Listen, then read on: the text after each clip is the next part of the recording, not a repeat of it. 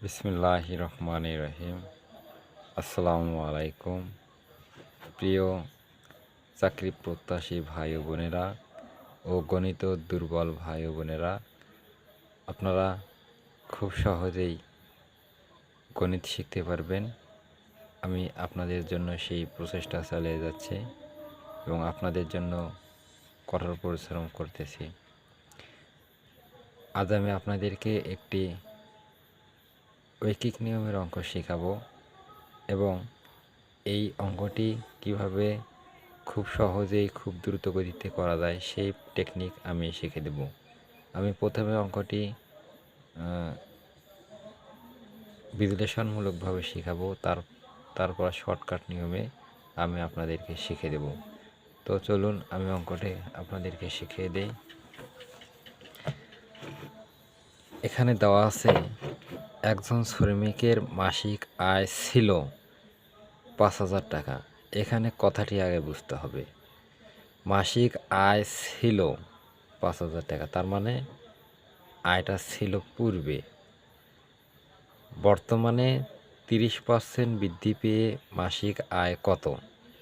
তার মানে বর্তমানে কী হয়েছে, ৩০% বৃদ্ধি পেয়েছে, আর পূর্বে ছিল ৫,০০০ টাকা আয়, বর্তমানে ৩০% বৃদ্ধি পেয়েছে। তো আমরা কথাটি এইভাবে লিখতে পারি, ১০০ টাকায় ৩০% বৃদ্ধি পেয়ে বর্তমানে আয় ১০০ যোগ ৩০, ১৩০ টাকা।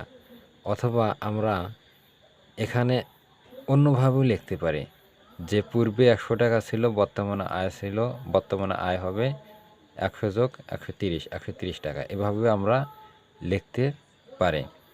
তাহলে অঙ্কটা আমরা সমাধান করি যে পূর্বে ১০০ টাকা আয় হলে বর্তমানে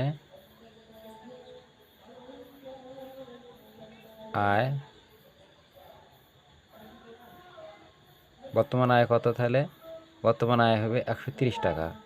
১৩০ টাকা। তাহলে পূর্বে ১ টাকা আয় হলে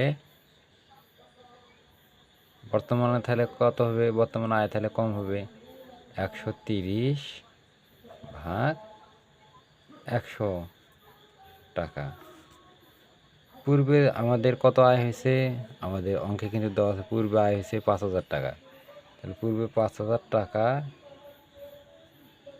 আয় হলে বর্তমানে তাহলে কী হবে? বর্তমানে আয় বেশি হবে। তাহলে ১৩০ গুণন ৫,০০০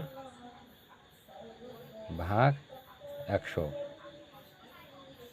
এই অঙ্কটি আমাদের এখন সমাধান করে দেই। তাহলে ১০০ দ্বারা ৫,০০০ ভাগ যায়, তাহলে কি হচ্ছে ১৩০ গুণন ৫০। তাহলে অঙ্কটা ৫ তেরং ৬৫,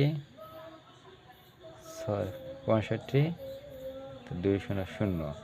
তাহলে আমাদের এটি হচ্ছে উত্তর।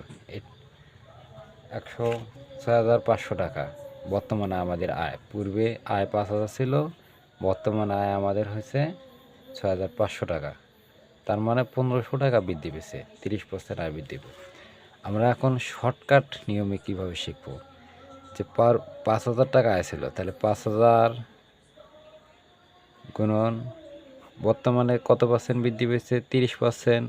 তার মানে ১০০ টাকা ৩০% বৃদ্ধি পেয়েছে। তার মানে ১০০ টাকা ৩০% বৃদ্ধি মানে ১০০ সাথে যোগ হচ্ছে ৩০ টাকা। তাহলে ১৩০। তাহলে এখানে আমরা লিখব ১০০ যোগ ৩০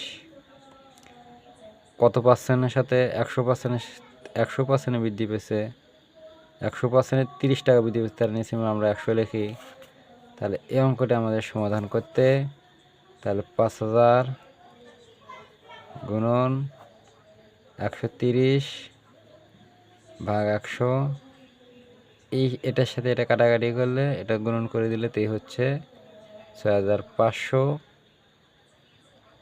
টাকা। তো আমরা এই নিয়মের অঙ্কগুলো করব। একটু টেকনিক খাটে অঙ্ক করলে সব অঙ্ক সহজ, ইনশাআল্লাহ আপনারা বুঝতে পেরেছেন। ইনশাআল্লাহ আগামীতে আমি আপনাদের জন্য আরও ভালো অঙ্ক আনবো ইনশাআল্লাহ।